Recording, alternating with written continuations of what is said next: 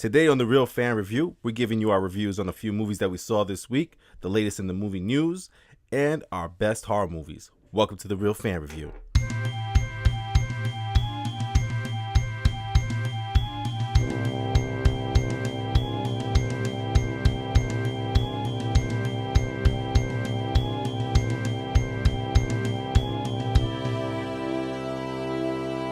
What's going on, podcasters and YouTubers? I am Hav here, one of your hosts from The Real Fan Review. If it's your first time with us, we thank you for checking us out. And if you're coming back to join in the conversation, we thank you and we hope you subscribe and you like us, follow us, and do all those things. Today, I'm coming with you with my boy Sanj. Sanj, it's just me and you today, brother. Good evening, folks. Good to be back with you. And it's just me and Hav tonight. Uh-oh.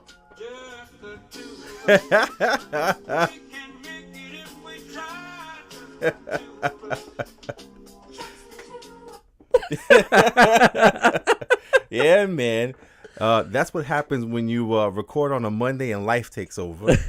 You know, we all got jobs, we got families, and we got things going on. So sometimes it's hard to reach everyone all together in one shot. But for the normal, we usually have a team of 4 or sometimes 5 with our cousin Ree in there.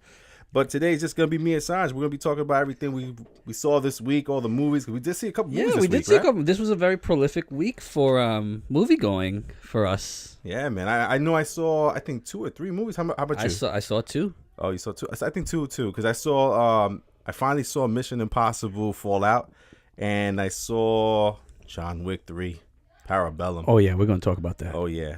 So we're going to talk about that. That's big things right there. Big things. Big things. So before we get into that, man, just want to let you guys know we are on Instagram. We are on Twitter. We are on Facebook. You can reach us at therealfanreview@gmail.com. You can just go right to our website. You can hit us up there, give us a topic to discuss. Maybe you want to hear us talk about something regarding movies, or maybe there's a suggestion you have for us to have a conversation about, like maybe your favorite, genre of movies there. So feel free to hit us up on any one of those platforms there. And again, we're going to go over some of the latest news. We're going to go over some of the trailers that came out this week. And speaking of trailers that came out this week, I think there was one trailer that really stood out above all of them, which was Angel Has Fallen. Angel Has Fallen. Yeah, man, that's the is that the third one? Is it? Because I know there was the White House has fallen. And then, Olympus has fallen. Olympus is the first one. Yeah. And then the second one was London Has Fallen or something. Jeez, see, this is why we need Al. Al's the man in the chair. No, Olympus has fallen, London has fallen, and then now Angel Has fallen. Now this is about him. Supposedly he's being they're framing him for the whatever's happening there, the attempt on the president. Well, I mean, they as soon as I saw that Morgan Freeman is playing the president, any movie where the black guy plays the president, I'm there for it. But yeah, I mean, listen, the trailer came out. It looked interesting. I think they was sending drones into the lake there where Morgan they looked Freeman like was legit swimming. birds, and then all of a sudden they're like, yeah, those are drones, and it looked like that movie is going to jump off very quickly. Yeah, right off the bat. That's like the first 15 minutes of that movie right there. Yes, kind of how like Avengers did their trailer, right? Well, yeah, and then it's it looks like it's going to be a great story where he's being hunted while trying to hunt down the person who's really responsible and the person who's really trying to take out the president. So yeah. I think it's going to be a good movie. It looks very exciting. I mean, at the end of the day, it looks like it's going to be a good action movie. Did you see any of the 2? Yes, I did. I saw the Olympus Has Fallen. Yeah, yes. That one was pretty interesting. I didn't see the other one, but and I saw Olympus it's Has so Fallen. weird because I confused that movie with the one where Channing Tatum and Jamie Foxx. That's the White House Has Fallen. See, it's yeah. Same movie. Basically, same premise. And they all came out at the same time too. But yeah, I mean, if I remember correctly with that movie with Gerard Butler, man, it was really good. I didn't see the London Has Fallen. So I've got to, we got to see that one before we see the Angels Falling. But it did look interesting, look cool. But I mean, as far as trailers go, there wasn't really anything too much. They put another Brightburn trailer out there, which I'm done seeing trailers. I just want to see the movie now. It looks scary. Oh yeah, Brightburn looks scary. It's supposed to be a horror superhero movie, which is a really weird mix. I'm interested in seeing what they do with it, how they do it.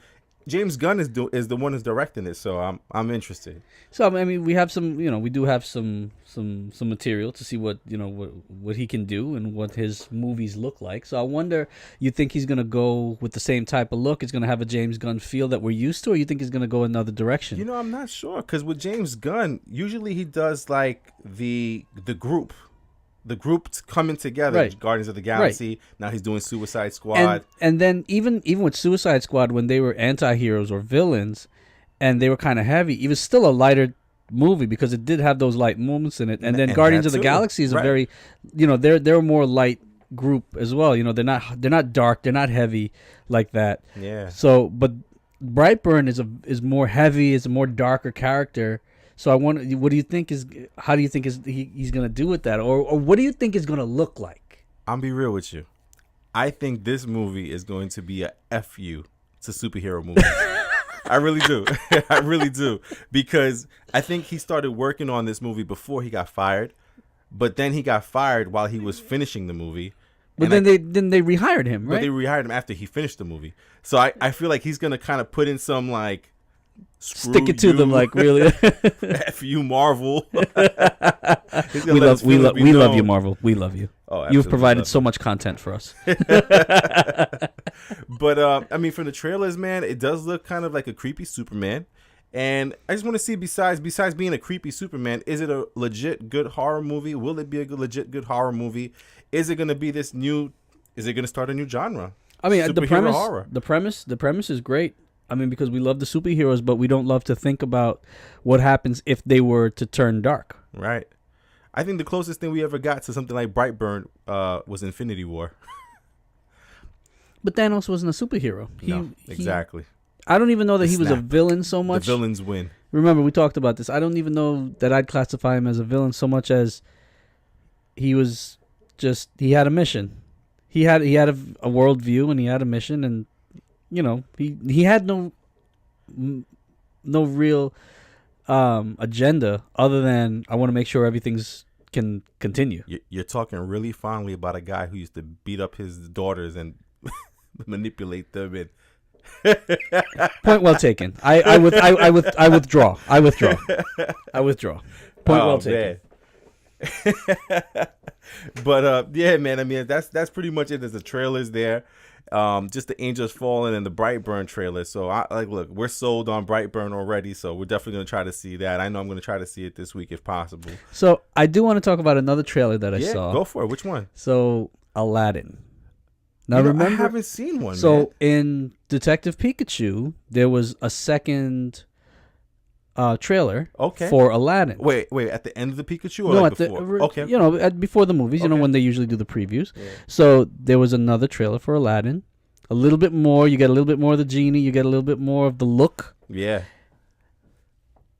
I might have to retract what I said previously about Aladdin, the live action movie. Yeah. I think I want to go see it, and I think I might be excited to see it because they had some action scenes in there that they showed some brief clips of it, and I hope that they didn't give us everything, Right. which they probably did, but if it looks like it has some promise, and even Will Smith's genie looks like it has a little bit of heard promise. Will Smith's genie's not bad in this movie. They actually had a screening yesterday.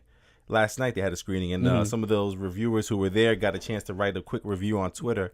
I will admit that I think I was just, some of my own personal bias may have went into it where like I really love Robin Williams and all of his course, work and yeah. everything that he's done.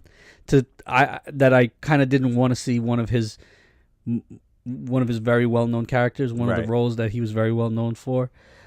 I don't really want to see somebody else do it. Yeah. But at the end of the day, someone else has to do it if they're gonna do this. So, because it just sticks in the back of my mind. If he was alive, would he be doing? I think he would have to have been the person. You think so? Would he have to do the genie? I think so, man. Because you know what? That role of his is so iconic. You think of Genie, you're thinking Robin Williams every time. Right. And then even for Lion King, they brought back James Earl Jones. Right. And oh my God, I feel so bad. I can't remember the name of the actress that voices the Queen, the Lion Queen. Oh, I completely forgot who voiced it originally. because James Earl Jones and her played the king and queen also in Coming this to one? America. Okay. So this is why we need Al. Al has all this information, like, you know. But anyway, so they did have them come back to voice those roles because those roles are iconic as well. You know, the Absolutely. Sarabi is the name of the character, so it's Mufasa and Sarabi. Right. But yeah, so they have them coming back to voice those roles. So you would have to have him. Yeah, Robin Williams was too iconic, and it was just such a perfect role for him. It was him as a genie, basically, you know. Yeah. So I would think so. But I really did hear that he did well. That he carried the role. He made it his own. He's his own genie. So hopefully, let's see, because that's supposed to come out this week too. If I have to choose between those two movies, I'm actually going to still see Brightburn because it kind of goes back to like one of our original like conversations about revising movies and stuff like that. You know, I kind of know what Aladdin is. I want to see something new, and Brightburn is something new. Aladdin, if I have free time, and I'll take my daughter to see Aladdin because she loves the Disney movies. She loves that story. Yeah. So I'll definitely take her to see it. My son might not be so into it, but maybe I'll be able to drag him with me too. If something opens up this weekend, maybe I'll take Noah to go see it real quick because Noah and Nia are the same age. Yeah. Yeah. So that'd be cool, man. But so Brightburn and Aladdin come out this week. We'll probably see either both or one or the other. And then as far as the news of the week goes this week, what I heard was Robert Pattinson is in final talks to be Batman. And I know that's something you bring up, like we're always gonna get another Batman. I'm gonna try to keep an open mind. Me too. About it because I saw maybe 20 minutes of a Twilight movie and I had enough. I have never seen any of the Twilight movies. I saw like 20 minutes of one and I'm like, I'm okay with this. It's I get it. It's a phenomenon. It appeals to someone, right? But it really just didn't appeal to me. I guess I haven't seen Robert Pattinson do enough where I can say that I don't want him to be Batman, right? Yeah, there's not enough for me to say like I don't want him to be Batman, but I'm still pretty sure that there's plenty of other people that could play Batman better, unless remember they said he's gonna play Batman. They never said anything about Bruce Wayne. Nah, right? Somebody of his caliber, they're gonna make him Bruce Wayne. No. But Batman doesn't necessarily need to be Bruce Wayne. Remember, there's Batman Beyond. Right.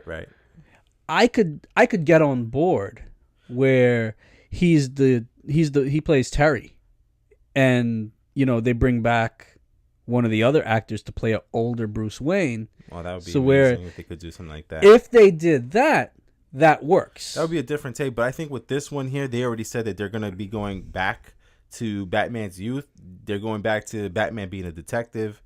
They're gonna bring back the Rogue Gallery for the first movie, so we're talking Penguin, Catwoman, and possibly Riddler. All of them in one movie. It's too much. Because what I think is this is previous before they even start filming any of this. They're saying that it's supposed to be like a detective case inside of Arkham Asylum, and that's where you're gonna see the rogues within Arkham Asylum, kind of thing, or maybe there'll be references to them or something like that. But there's nothing right now. They just basically just signed this guy up. They probably had him in mind for a while, but we got to wait till June 2021 to even see what's going on or what is happening. And you know what? When it comes to judging these people before they show me a trailer or a movie, I personally can't do it anymore because I was against Heath Ledger as Joker. I was against Ben Affleck as Batman. I didn't really know enough about the guy who plays Wolverine, Hugh Jackman. I know there was at least Hugh Jackman looked like Wolverine, right? But there was a big stinker about him before he actually filmed the role and played Wolverine. So like, I feel like we can't do that anymore. We have to give these studios the benefit of the doubt until we're proven wrong or proven right in this situation. Like, you shouldn't have got him, right? But I feel like these directors, these people who are doing the casting, they know what they're doing, man. Because I was reading a story the other day about Guardians of the Galaxy that casting director, she wanted Chris Pratt to play Star-Lord. Yeah. And James Gunn was like, no way, not the guy from Parks and Rec, right? He's like chubby, this guy is all right. No, not a good enough actor or whatever the case may be. He's not right for him, right? She's like, I'm convinced he is our Star-Lord. And she wouldn't give it up. And apparently she got them two to sit down together, and he performed, and he, he tried out for the role. Auditioned, yeah. He auditioned for the role. Yeah, that's the word I was looking for. And when he finished his audition, James Gunn went to the casting director, goes, "That's our Star-Lord." You know, and that's awesome stories. And I hear so many stories like that, man. So I need to sit down with the person Uh-huh. that was looking at Robert Pattinson and says, "That's our Batman." Right? Like, can you just show me what you're thinking, please? Like, I hope this person actually knows, has actually read a Batman comic book or a Batman graphic novel. I hope they didn't pick him because, well, vampires turn into bats. They're Batman. Batman. It's perfect. I mean, listen, I've heard this. He's been doing a lot of indie movies because he's been rejecting like big time roles. That he's been doing a couple of like indie movies because no one wants to see him in those roles. Well, he's been denying them until recently. You know, Chris Nolan is one of my best directors. I love Christopher Nolan. Duh. Yeah, he's the best, right? He's the main lead in his next big movie that's coming out either next year or the year after. Is Christopher Nolan making a Batman movie where he casts? See, I'm not going. You're going to stand on one shoulder. I'm going to stand on the other shoulder. You're going to be the angel. I'm going to be the devil. Listen, you got to do this one. And that's how we stay even. You know, I'm just like, oh, Christopher Nolan's making a Batman movie, and he picked Batman. If you told me Christopher Nolan picked him to be Batman, well, then I would buy it, right? Because I trust Christopher Nolan. But you know, they're not out there saying, well, so and so picked him to be. That person's laying low right now. Waiting for this freaking calm to come. But no, man, listen, like I said, I'm looking forward to seeing what he looks like. And, you know, you usually get the first picture of him in a Batman outfit. You're like, oh, shit. Listen, you could throw the Batman costume on just about anybody. And you'd be like, oh, shit. Because it's the Batman costume. Like, dude, that's Seth Rogen in the Batman costume. The Batman costume could make Seth Rogen look awesome. You know what I'm saying? Like, speaking of which, I still want to go see his movie. Oh, what? With Charlize Theron. I still want to go see it. Yeah, same here, man. But let's see. Let's go back to this news over here with for this week. Besides the Batman thing, there was something I thought that was pretty funny and interesting. Chris Rock, known for his comedy, I haven't really seen him do a lot lately besides Grown Ups with Adam Sandler there. He wants to reboot the Saw franchise, the horror movie. Yeah, because he sees Jordan Peele out there going from comedy to little haterade. I think situation. Yeah, I think there might be a little Chris Rock looking a little green right now because you know, he does comedy very well, and you have to be a genius to do comedy that well. Well, you know what they say, a lot of comedians have a very dark side to them. Absolutely. In order to make fun of yourself and make fun of the things you see every day, there's got to be something a little cynical there. Mm-hmm. But, and sinister. Sinister too. But I'll believe it when I see it. Right. They said that he went to the studio and was like, I got this great idea for Saw. Because like, even as good as at comedy as Jordan Peele is, I could also like see him sitting down having a serious pitch and having a serious discussion about what direction I would like to take this movie and this idea that I have, this story that I thought about, dude, this, that, and the very other. Can you see Chris Rock going into a boardroom? So, yeah, man. But I mean, it was a light week on the trailers and the news, man. It was really much going on, man. So it was just those things there, and which gave me enough time to watch John Wick 3, man. John Wick 3. So here Parabellum. Sanj, you saw Parabellum. I saw Parabellum, Hav. Are you going to call me crazy if I said I had a better time or maybe even more? I think I had more fun watching John Wick 3 than I did Endgame. That might be a little crazy. I actually thought about that while I'm watching. All right, let me take a step back for a second. When you say having fun, okay, yeah. You know why? John Wick was more fun than Endgame was heavy. It was heavy. That's what I was saying. Endgame's still a better movie by far. Yeah, but it was heavy. But John Wick 3, yeah. But I had dude, it was like a party in there. Dude, I took liquor. What I really like about it is that, remember, good storytelling, right? Absolutely. It's not just the same shoot 'em up, kill 'em up, No. long fight scenes again. They're adding to the story. They're expanding on the world. So now we have, spoiler alert, right? So this time, first, what we're gonna let everyone know right now, we're gonna spoil this movie because Sanj and I have both seen this movie. so we're going to talk about we're it. gonna talk about this movie because it was fucking insane. Insane. All right, It was insane. So spoiler alert, Spoiler alert, if you there haven't it seen is. John Wick Out in 3 the yet open. and you want to see it, stop us now. Be warned. Okay, you had Here your we chance. So, so they expand on the world. So now the adjudicator shows up. Yeah. So at first, she was kind of weird at first. yeah, and she I'm put like, down that okay. coin. I'm like, what the hell is this? Right, another marker or another thing. Yeah, Here. yeah. And you see him running around, trying to avoid being killed again. Yeah. Or Dude, how about that book? That book fight. yo, the size of that dude. Is that an NBA player? He might be. I think he's an NBA player, and I Isn't just don't he, know from which team. I believe he plays. He looks like a Gragovic. I believe he might play for Philly. Okay. Yes, I believe he's one of the players on. If he is an NBA player, he's the guy from Philly that's like ridiculously tall. Yeah. But is slow and can't really move, but has a jump shot. Okay. But yeah, like just this. And Keanu Reeves is not a small person. No, he's not. He's a tall guy, and that guy made Keanu Reeves look like a child. Like, you saw when he just put his hand all over his whole head? It just held him back while Yeah. Keanu was trying to reach him. He did the same thing I do to my son sometimes. But no, right off the bat, and then you wondered, like, and then he pulled the other stuff out of the book. You want to be like, all right, where's he going with this? You see him with the special rosary and his Yeah, coins. like, what and is this? What's that? And then he pulls out a marker. So who owes him? So then you're like, oh, who owes him a favor? Right. Right? Absolutely. I thought it was gonna be the hotel guy. I thought at first the No, hotel because guy he's was gonna not. be the one. Remember, the hotel guy's management. Yeah. So even if you manage, like, the management guy still got to follow the rules. Mm-hmm.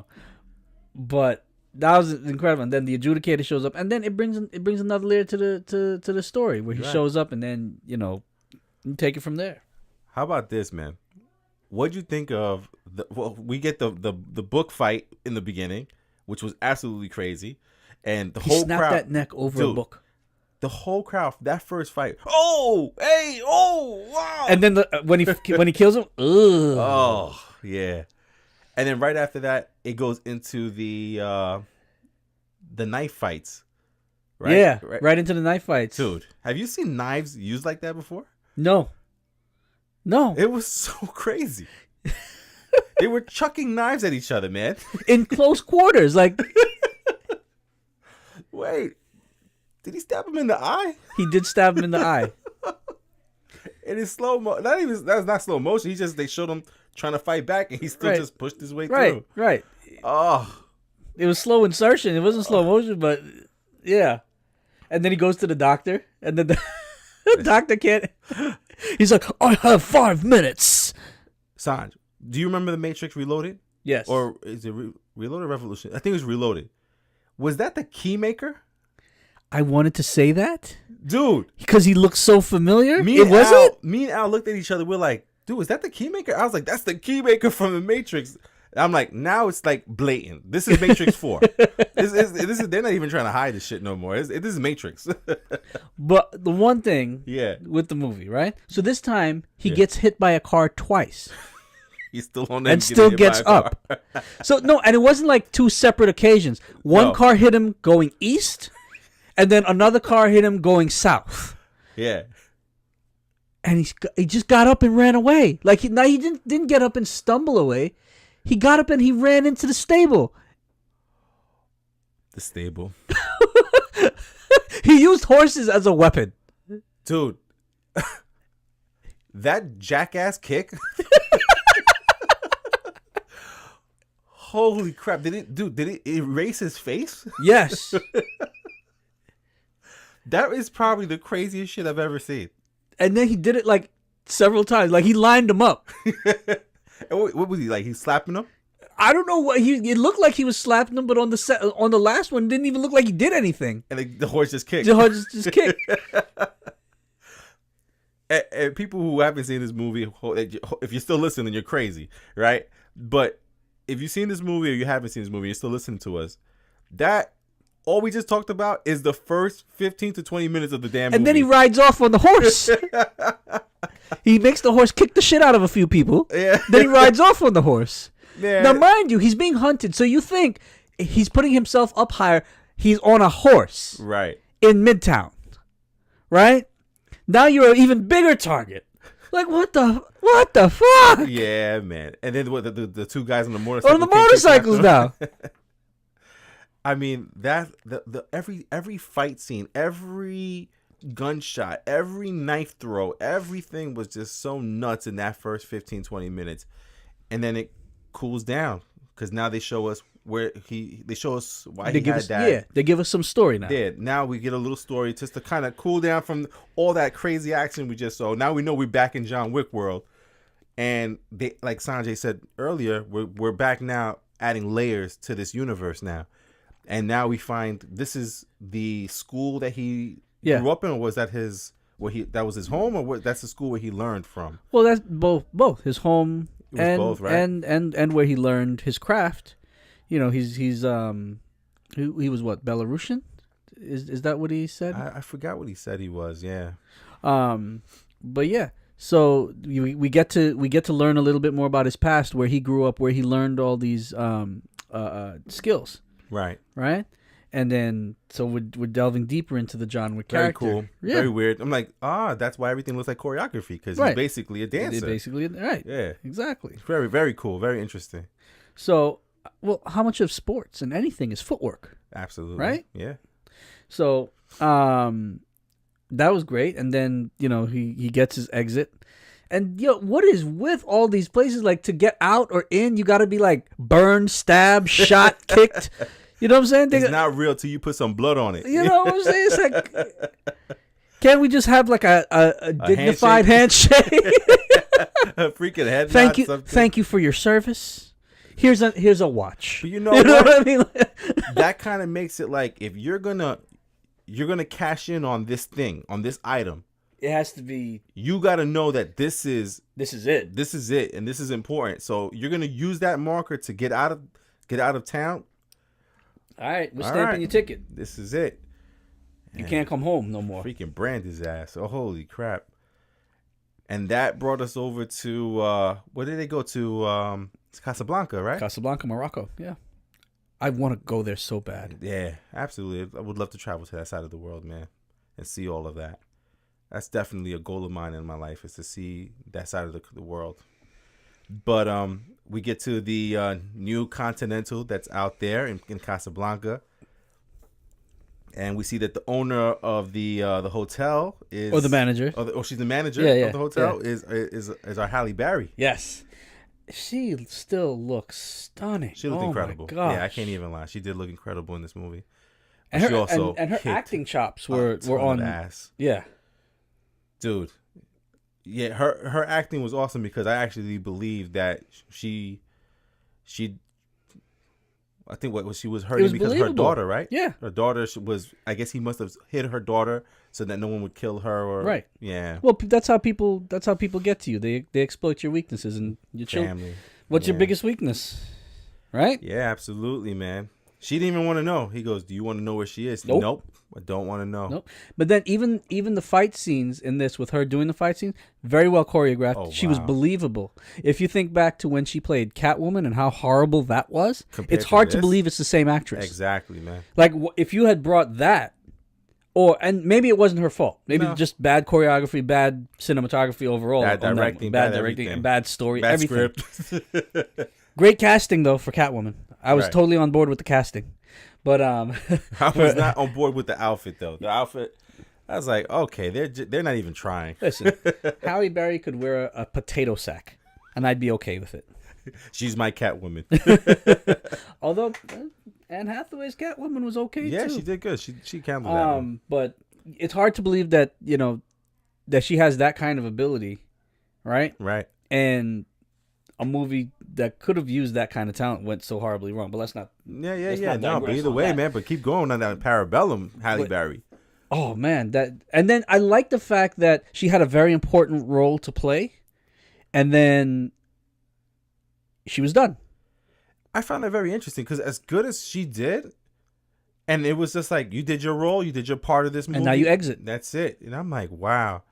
I'm hoping that if there is a part 4, that she's a part of it somehow, some way. But I get what her role was. But she has to now She be may have held her own story accountable. to tell But no, now. yeah, she now has to. I see that they could easily do a spinoff for her. Exactly. Yeah. You know, her story, how they got there, their thing that they did, or whatever. And she now theoretically has to be held accountable for helping him. Right. And she's still there. Right. So that's kind of crazy there. What'd you think of the use of the dogs? I loved it. when they shoot her dog, and he's like, "Don't do it, don't do it." And she looks back at him. He shot my dog. He's like, I get it. I get it. It was so awesome, man. What a quick callback. Yo, I'm gonna lie though, them dogs. Every single time they went after a dude, they went straight for the crotch, bro. Like that's just where they went. Like every single. I'm like, yo, damn, son. And it was so gruesome, man. And then how about every time? And even when she shot him in the head, they just still did gnawing on the still crotch. knowing on like, the hand Yeah, or the crotch. yeah, like, arr, arr. I'm like, yo. How about when the dog climbed up the wall and got the guy on the top? Oh my goodness, that movie! I'm telling you, man, the amount of action and it was. I heard somebody say that it was repetitive. It really wasn't. This though. one was not. I would say feel number two was. every kill or every fight was a different type of fight. Yeah. And it was just so sick, man. And that part especially, that was a good 10 minutes? Yeah. Of- And it was of yeah, and action it right wasn't there? it wasn't overkill, it wasn't too much. It didn't feel drawn out like parts of the second John Wick movie Right, felt yeah. drawn out and just Absolutely, and yeah. just too long. Yeah, 'cause a lot of those fights were super long. These fights felt like a good 5-10 minute fight onto more story, back to a fight or something else happening. Yeah, that was cool, man. And to see that was really, really cool, especially her part. The next part kind of lost me, but the thing that I liked the most was the actor who played the, what do they call him? Was not the God. It wasn't God, but he was like the man on top. He was Oh, the elder. the elder. Yeah. I don't know his name, but he was in Wonder Woman, and he's in a bunch of other movies too, and he's awesome, man. He's the guy they call anytime they need someone to play the role that requires a Middle Eastern person. You laugh, but it's sad that there's just certain actors where Hollywood is such that they can't find more people. You know what I'm saying? They just recycle the same actor because Hollywood is Hollywood. Oh, I mean, man. good for that guy. He's making a lot of money doing these roles, but No, absolutely, man. I'm just. But the thing is, he does bring it when he plays those roles, though. Oh Like, yeah, I'm trying to see if I can see him really quick here. What Samir was it in Wonder Woman? His name is Saeed Tagmawi. Maybe. sounds about right. Sounds about right. Anyway, man, he did awesome, man. I love every time I see him in a movie, he always plays a good role. But yeah, I didn't like that part of it. The whole desert, that was a little too far. But then again, the whole movie's too far. I'm like, But the whole we're thing, already like, out there. how do I find him? Well, you just walk in the desert, And if and you when, want, and when you're about to die, walk some more. walk some more. And when you're dying, he might show up. If he wants to find you. Yeah, and sure enough, he found him. Right. Of course he was going to. And I thought it was really cool and interesting. And I get it, because I was wondering to myself, if all this stuff is happening and he, apparently was sent to be killed by the High Table for whatever for killing in the grounds of the Continental, what would he have to do to get back? Because at some point he had to go back to New York, and it seemed like all he had to do was chop his finger off. Well, no, that was to show his loyalty, right? His Right. fealty. And he gave him the wedding ring too. He had to give up something he loved. Yeah. And that's all he had left of his wife, because he doesn't have the puppy anymore. Because Sure. this whole thing started because they shot his puppy, Right. right? But then they asked him to kill Winston. And Oh, Winston, right, the manager of the right. hotel. And Winston was the one that gave him the hour. And Winston got in trouble for him giving him the hour. You know, and at first I thought, I was just like, wow, he's really gonna kill him. I was like, no, he can't kill him. But we'll get more to that. We'll get to that. Yeah. Because that was interesting too. So then he gets back to New York through the train station there. And that's when Mind you, they haven't lifted the bounty on him. He's still yeah. That's what I said. They didn't know that he lifted the bounty or anything. no. Like that. He had to kill Winston for the bounty to be lifted, so he had to find his way to Winston while everyone's hunting him. Oh wow. And kill Winston in order for that bounty to be lifted. Yeah. Now, one of the side scenes before he came back to New York, they introduced us to. Isn't this the guy from the Food Network? Which one? The main ninja. Is he? The bald head. Isn't he the guy from Master Chef? I don't think Where so. he goes, where you have to choose the special ingredient, and that ingredient has to be in every food that you eat. I don't know if that that's they him. cooked? I really don't know. I think it's the guy from that, man, from Iron Chef, I think it is called. I think he's the host from Iron Chef. It's with bald head. Well, look, all right, well, we gotta look it up, man. But man in the chair. Al. That's okay. We fucked up the sound for about a good hour. Yeah, we did. Thanks, Brandon. That just shows Brandon's worth. Yeah, man. Al's worth too, man. Yeah.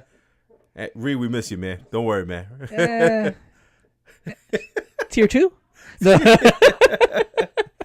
Just kidding, Reed. Just kidding. Yeah, before we get him back to New York, we meet this guy who apparently the Judicator is going to use as help to kill all the people who have wronged the table or who helped John Wick. Right. And those ninjas, the ninjas without masks, they were insane. How quick, how fast, they were in and out of everything, just killing everything. And I was just like, wow.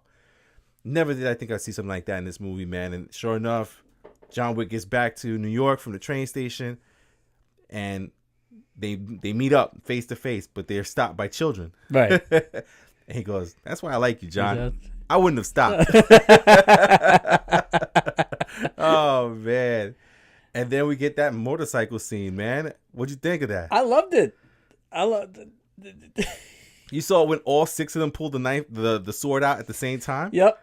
I like that scene very specifically because it was so well choreographed that it was like something out of like a video game or something out of like a dream or whatever. Like the swords all unsheathed at the same time in unison and everything. Yeah. It's just incredible. It was so badass, dude. It was and then he took them out one by one. Yeah, man. I mean, I saw so much crazy nonsense.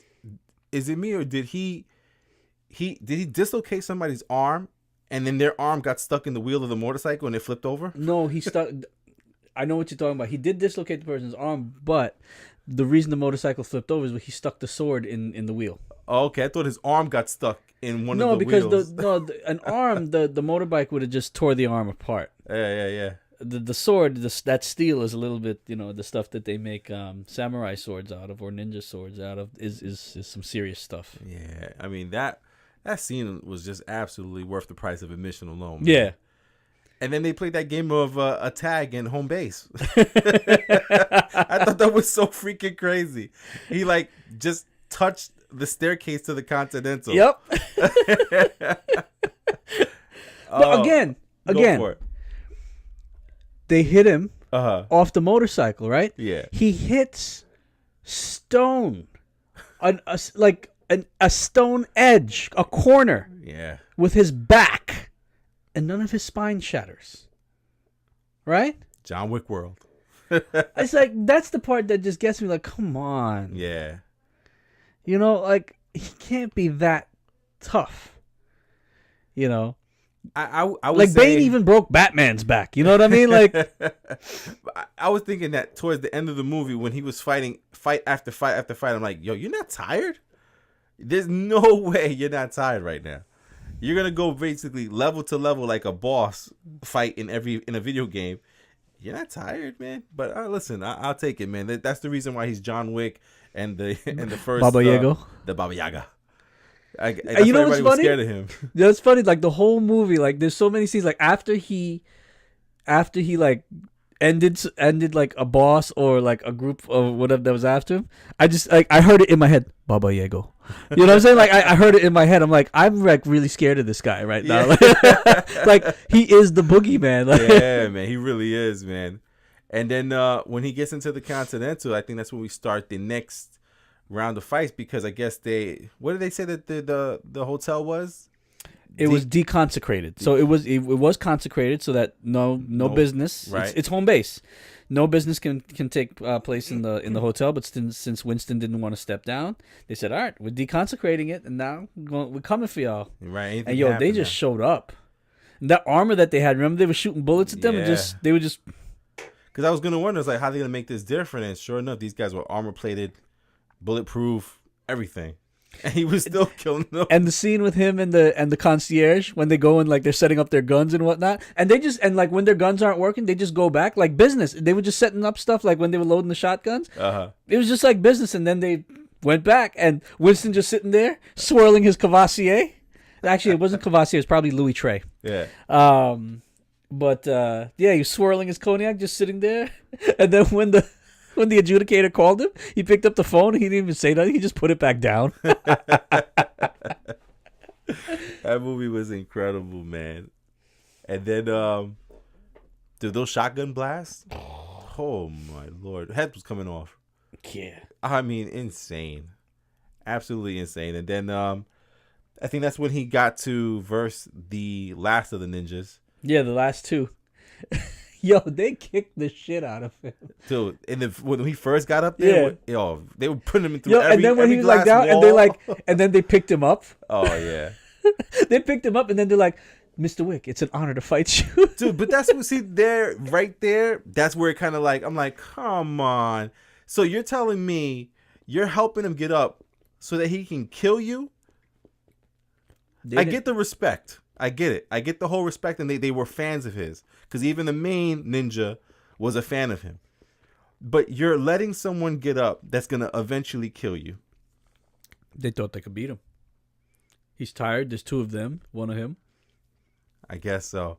But even the main ninja did that. And in the beginning of the fight, between the last fight of the ninja and John Wick, right in the beginning, the ninja had the sword up to his throat, and he pulled it back. And I'm like, oh, he's going to die.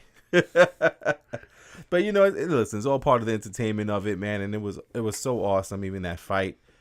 And then since we're doing a spoiler review, we're going to get into all of this. Sanj, your personal opinion, man. You think the manager of the Continental tried to kill John Wick, or you think he purposely shot him in the chest, knowing that he had like a armor-plated suit kind of thing? Or do you think he was trying to kill him? He made him go off the roof. And again, he hit two of the fire escapes and then hit the ground. And he's still alive and he's not paralyzed. Yeah, John Wick rules. I mean, I get it that he has a suit that's made of Kevlar or whatever. Right. But come on, like I think Winston really. You think Winston really tried to kill him? I think so.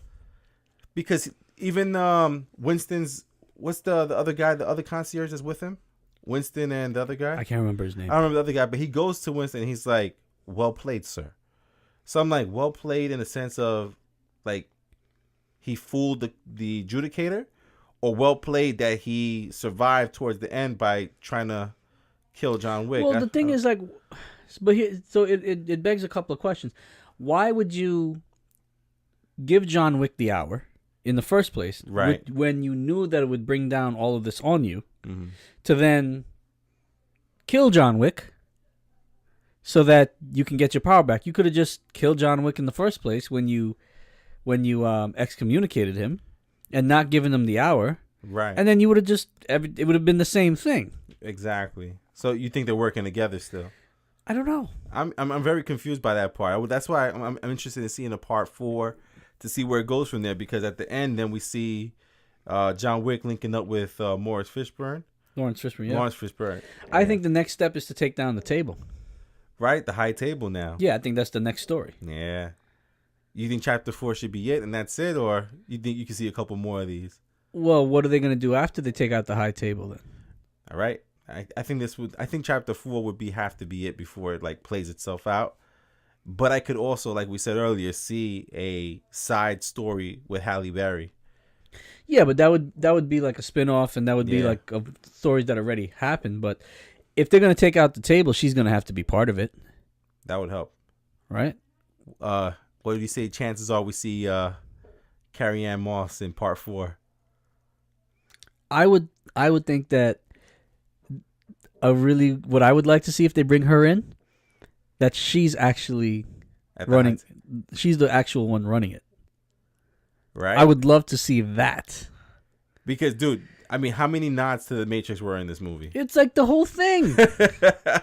The only thing I'm just like waiting for him to just like fly off, like he did at the end of the first they Matrix. had the Keymaker in there. Yeah, It didn't he? Winston goes, so what do you need? Guns. guns, Lots of guns. I thought the freaking guns were gonna start flying past his face or something. I'm like, that's a direct quote. Yes, You guys are just basically fucking with me now. This is Matrix. Right, exactly. Yeah, I mean it works. It makes money. Absolutely, man. So Saj, man, I don't know what your rating scale is. I know my rating scale is pretty much don't bother, wait for it on Redbox, don't need to rush.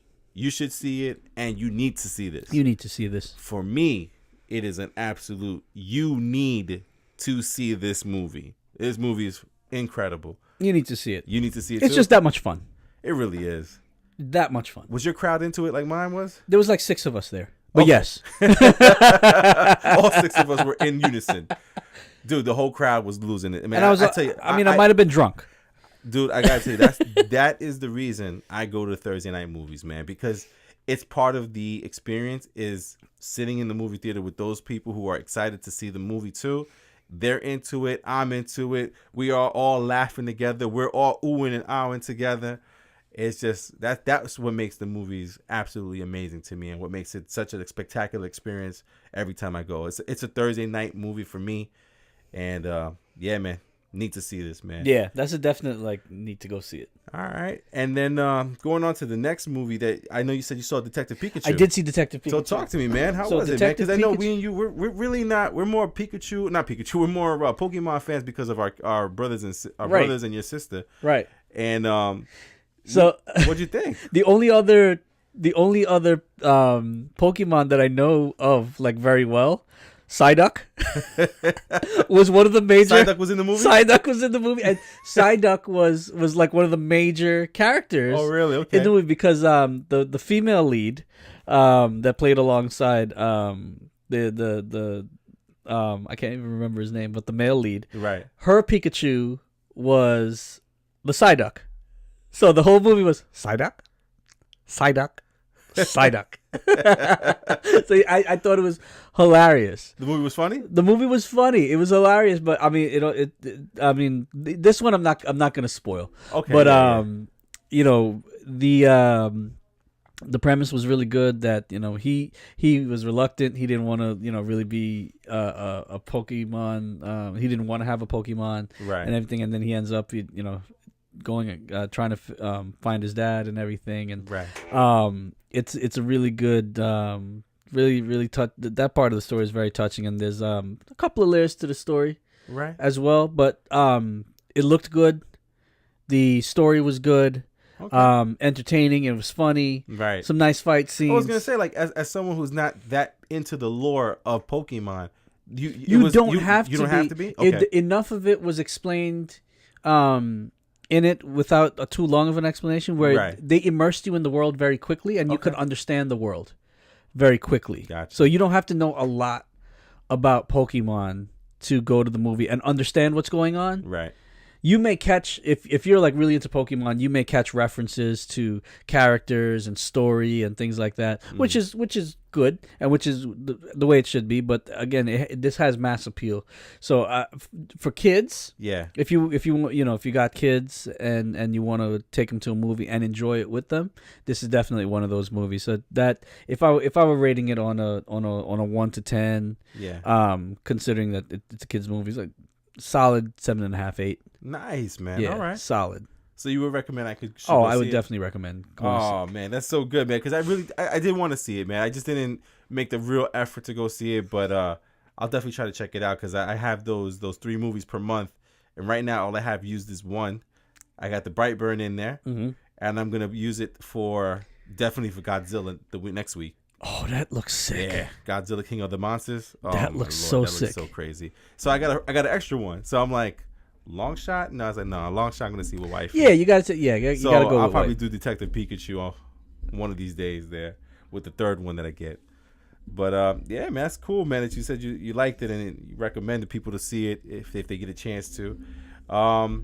Let's see, man. What else, man? Did you see any other movies besides those two? Those are the two, right? Those were the two that I saw this week. Yeah, I saw Mission Impossible Fallout finally, man. I was trying to catch up to everybody to see the Mission Impossible Fallout, and I've been watching, like I said, all the Mission Impossibles 1 through 5, and I got to Fallout, and listen, it was a good movie, but I thought Is that the one in theaters now? Fallout is the one. no, the one that was the most recent one in theaters. This one from last summer, I believe. Okay. It is. And Because there's another one coming. I think they're working on another one, but I don't know for sure, like any kind of like timeline or when they're coming out with it. But the Fallout movie was okay, man. Out of all 6 of the movies, I still think Ghost Protocol was the best one, and then I would put Rogue Nation after that one, and then I would put Fallout. So Fallout would be my third favorite out of the Mission Impossible movies. So I'm glad I saw it, but I don't know. I thought I had heard how good it was and how great it was, but I didn't find And it it didn't that live way. up. It didn't live up It to didn't your live hype. up to the hype, especially after seeing. I just recently saw 4 and 5, and I Right. was so impressed with 4, 5. I was like, all right, that's cool, and I just expected something more. Was it and- because you felt it repeated something, or what didn't do it for you? I'm not sure if it was just the story. Maybe it didn't do something, because I guess everything was like predictable. So I mean, for those people who didn't see, So I'm they not going didn't to do spoil any, so it. they didn't do anything new. They didn't give you a fresh look on anything. Right, because when they added Henry Cavill, they added what's the actress's name? What else was she in? She was just in Civil War. She was the mom who lost her son. She gave Iron Man the picture of her son. I can't remember. She was the waiting at actress's- the elevator. I can't remember the Shoot, I actress. can't remember her name right now. And she was also in Luke Cage. And in Luke Cage, she was like the main woman bad person in Luke Cage. Angela Bassett. Oh yes. Yeah, Okay. she was in it. So that's her name. And so Angela Bassett and Henry Cavill were in it. And just like, I don't know, like I said, the story was cool because they brought back some characters from the previous movies. And luckily, like I said, I saw the movies beforehand. So it was all fresh in my mind who these people were. But it was just nothing over the top special, nothing crazy, nothing that really stood out. Like even thinking about it right now while I'm playing it in my head, I can't think of anything that stood out as exceptional, like an exceptional scene, something that was just nuts. Nothing like the, Tom Cruise hanging off of the towers in Saudi Arabia. Mm-hmm. Nothing like in Rogue Nation where the motorcycle chase scene. It's just it was a good movie. It was an okay movie. I'm glad I saw it, but it wasn't. It's one of nothing those to that impress. you can wait for it to get on DVD. Yeah, exactly. I'm kind or of glad I stream didn't it see it in the at theater home or then. something like that. Yeah. Yeah, absolutely, man. Don't waste a theater outing. Yeah, man. So those are the 2 movies I saw, and then this week I'm probably gonna see, finally get to see Creed 2. So Creed 2 I should be seeing this week, and then So we can talk about that next week. Oh hell yeah, we'll talk about Creed next. You saw week. Creed though, right? Oh hell Okay. yes, that movie made me want.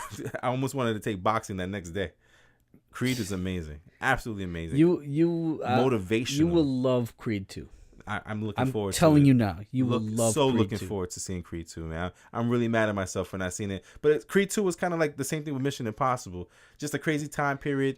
And I felt like if I was going to go to the movies, it had to be something completely important for me to go to the movies to see, like Avengers. If you after you see it, yeah, you'll wish that you had seen it. like then. that. Okay, I'm waiting to see Drago again. Yeah, I'm those not are- even gonna say anything. I'm not saying anything. All right. But So I was next week so we'll definitely talk about impressed, that. so impressed with the depth of the story. Oh, I can't wait to see it, man. But yeah, man. So I'll be seeing Creed 2 and Brightburn. So next week we'll go into those things. I'll see what I can get to this week. I should be able to get to some stuff Yeah, this week. listen, even if you watch a movie at home or whatever, But I've got this week. I've got my eyes on Shazam, mhm. and there's one other movie that I've got my eyes on. I'll know it when I go upstairs because I have them upstairs. Gotcha. Yeah. All right, man. And then this brings me to a topic real quick since we're done with the movies and everything.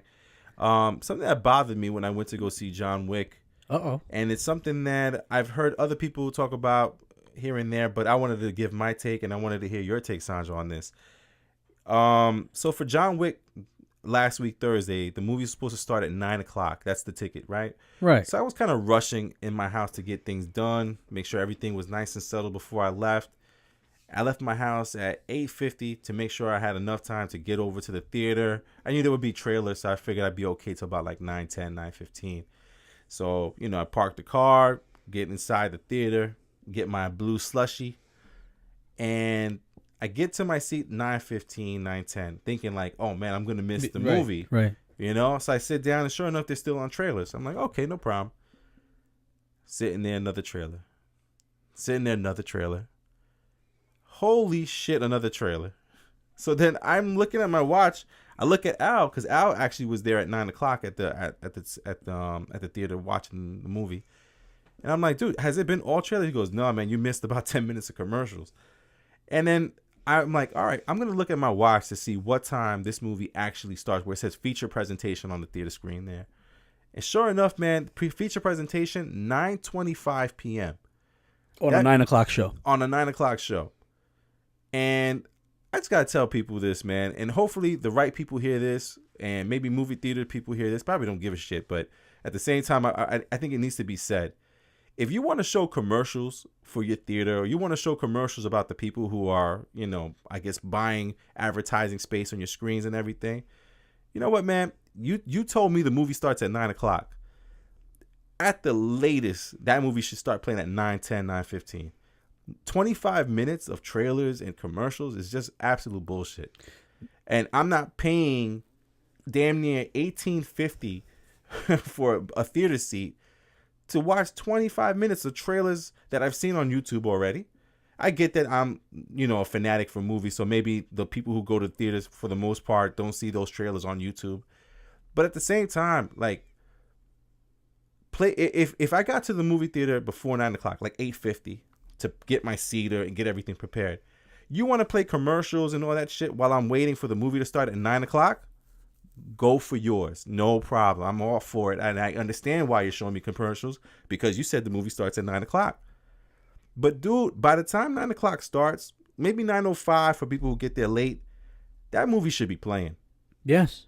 I mean, I'm not trying to see all these Coca-Cola commercials, the AT&T commercial. And they're the same exact things over and over and over Yeah, and dude. over again. My time is valuable. Absolutely. Even more so now than ever. My time is valuable. So if I put out money, I agree with you wholeheartedly. If I put out money, like real money, to get to the theater and buy a seat and come to the theater, it says 9:00. It needs to start and at 9:00. I would think the same thing. We understand. We are used to the format of trailers for 10 to 15 minutes, and then the movie starts. Because I want to know, how many trailers would you say is okay? It depends. To me, it's not the amount of trailers; it's the length of time. Gotcha. 10 to 15 minutes of trailers is fine. Some movies are going to have longer trailers than others. Right. It's just the nature of what it is. Absolutely. But you show me 4 or 5 trailers, we're good. Right. Because each of them is going to be at least like a 2-3 minute hit, right? And that right there lets me know, how what movies are coming. Remember, before, the only way to really know or get a peek at the movies that are coming was to go to the movies. Absolutely, yeah. Now, and I think I'm really glad that you brought this up. We try to keep this light. What it sounds like to me is they had some sort of technical difficulty or something. And no, dude, this is normal now. This is actually normal now, because I've seen it's different at every theater. Because when we went to Showcase, it wasn't. I don't think we saw 25 minutes worth of trailers and commercials before Endgame. I think it was like 4 trailers and then Endgame. But this thing with the Regal Theater, man, that was kind of crazy. The 25 minutes, man. And Right, no, like I said, I just wanted to get my piece out there on that. No, and see what your again, take and was. then the next thing you'll hear is that they'll blame millennials for the movie theater showing down Impatience. because millennials won't go to the movies anymore. No, update your business model. If you put out a better product, because that's capitalism. Yeah. If you have a good product, you succeed. People Absolutely. buy it, you make money. Yeah, But when man. your product sucks, guess what? People have the right to not buy it. Yeah, man. No, absolutely, man. And this will bring us over to the last topic for today, man. With Brightburn coming out, I just wanted to see what. And I know we kind of briefly touched on horror movies before, but I wanted to see like what's like one of your favorite horror movies. I think that's something I don't know about all you guys, but you're the only one here today. So just you, guy. What's your favorite horror movie, man? I don't know that I've ever thought about like what my favorite horror movie was, but if I had to think about it, I'd say like Jason. Jason, you like the Friday the 13th? Friday the 13th was okay, but I like Yeah. Jason more. Okay. But but again, the Signs with M. Night Shyamalan. Yeah, that was crazy. I like things that are more cerebral. Mm-hmm. A lot of I tend to go more towards things that involve supernatural, like ghosts, paranormal activity, Right. things like that. You saw Paranormal Activity in the theater or at home? At home. I got freaked out at home with Paranormal Activity, And you know what it is? Because like and nothing happened. I'll watch it late at night Mm-hmm. by myself in the dark, so that I can be scared. Right? It's so weird we do that to each other. Yeah. You know, do it to ourselves at least. Yeah. You know, I'll wait till everyone's asleep. I got the headphones on, got my HD TV. I sit right real close and I watch a horror movie. And there's times where I'll pause it. I'll take the headphones off and I go, nope, not today. Not today. Not today. But I'll push myself through it. Like I remember watching The Conjuring 1. Dude, that movie freaked the hell out of me. Insidious 1. Yeah. That one freaked me out. And also Sinister. Sinister 1. That was the one where the thing was in the film reel. Yeah. Holy shit.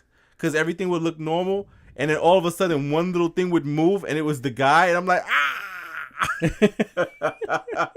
oh my God. I pissed myself almost, man. Those. You know what movie I did like? Which one? That I don't know. I would classify it as horror. Coraline. Coraline. That's the what's the guy who did Edward Scissorhands? Tim Burton. Tim Burton. He made that little like kind of cartoonish movie. Yeah. Yeah. I really like that. Cause What made it scary? Was it the theme or the movie itself? the look of Mhm. it, because when she went through the doorway to the other world, right? Right. Like everybody had like button eyes.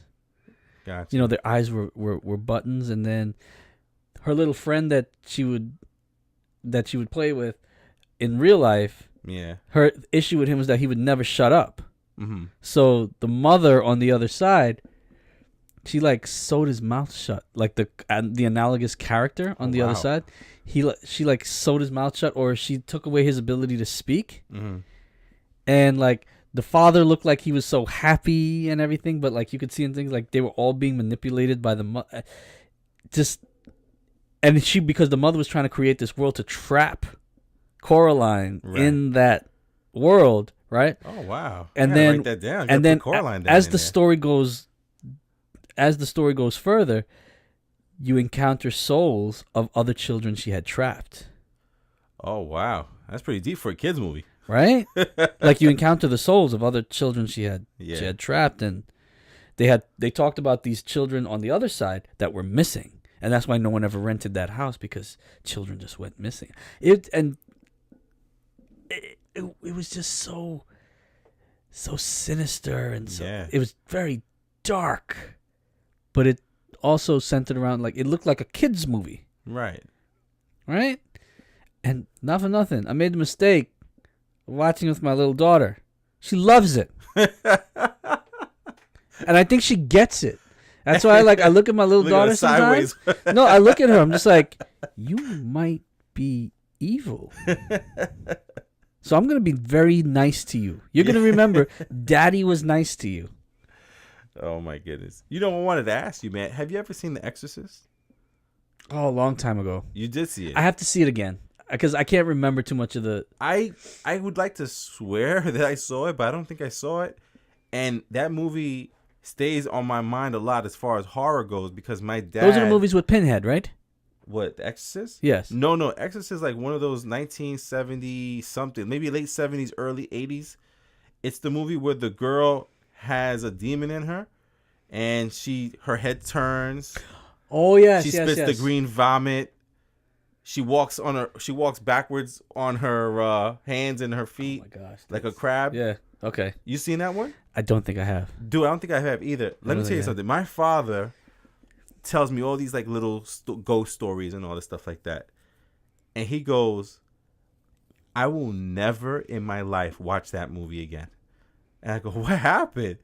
He goes, he said he went on a date. And he took a girl to see the movie, try to be like tough guy and show the horror movie that's scaring all the world. And he said he dropped her home first. He said he thought about dropping himself off first. He said I was gonna tell her to go home on the train as long as I got home safe. And he's like he dropped. That sounds like Pops. That does sound like Pops. He said he took the girl home and then he had to walk back to his. And he goes, there was a point where I just stopped walking. I looked. He goes, I ran the rest of the way home. He goes, Javi, I can't hear the piano. I can't hear her voice.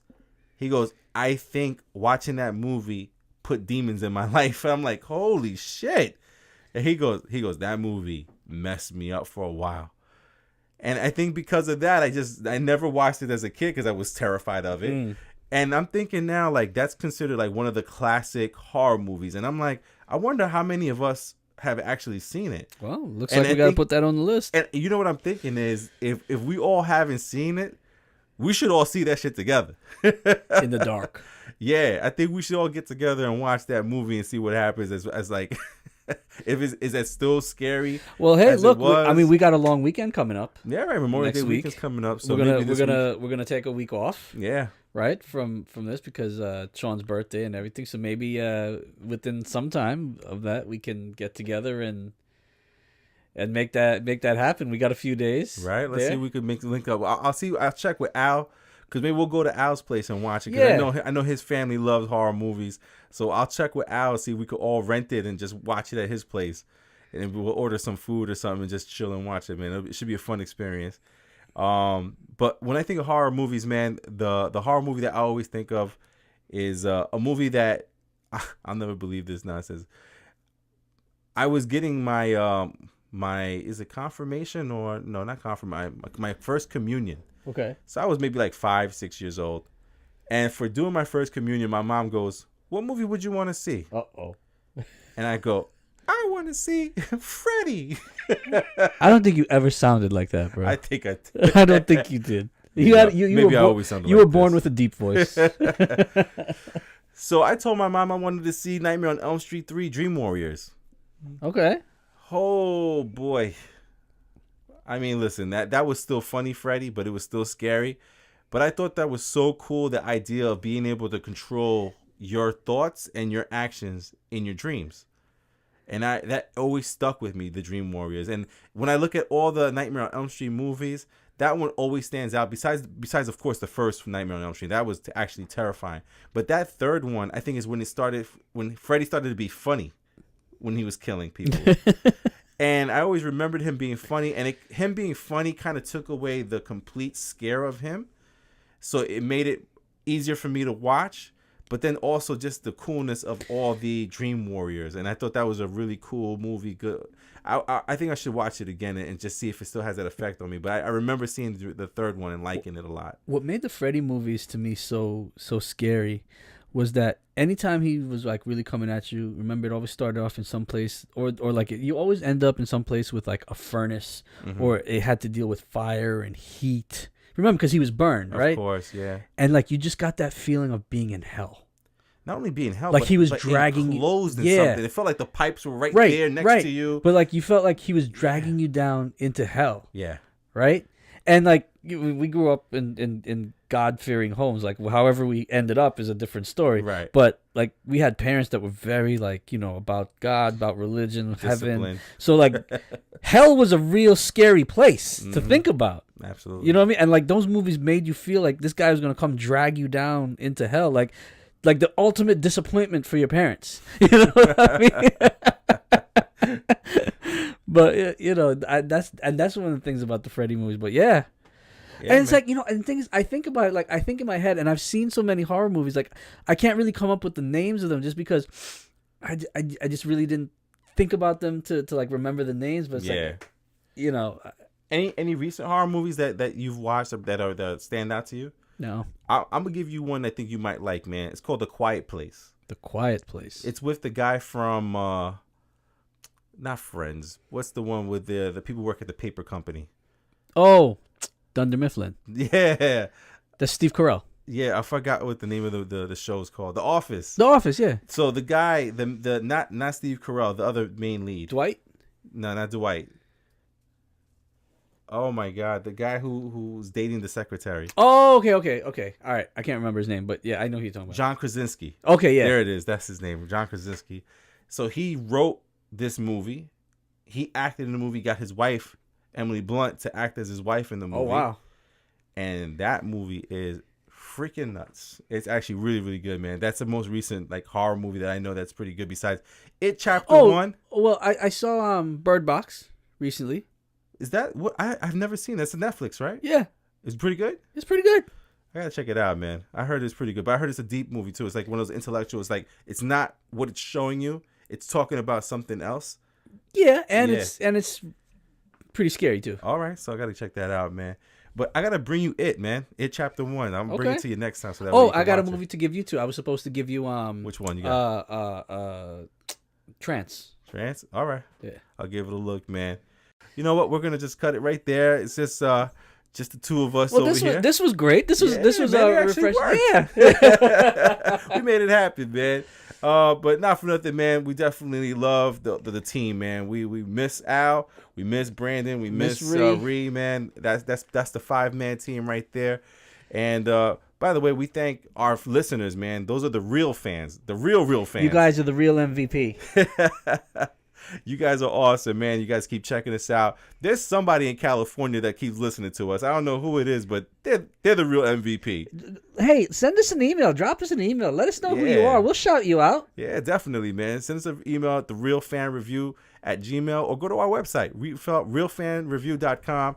There's a contact us. Send us a little shout there, man. That way we can say your name on the podcast and say thank you personally to you. We might send you a shirt. Absolutely, man. So listen, we're just trying to grow our subscribership. So listen, if you like our podcast, tell your friends about us, or share on Facebook or one of your social media sites there. Just mention us out there. We're on Twitter, we're on Instagram, Facebook, and again, we love and appreciate all our fans. We love movies. We know you love movies if you're listening to us. And this is Hav and Sign signing out, and we'll see you next week. Have a good night. Good night.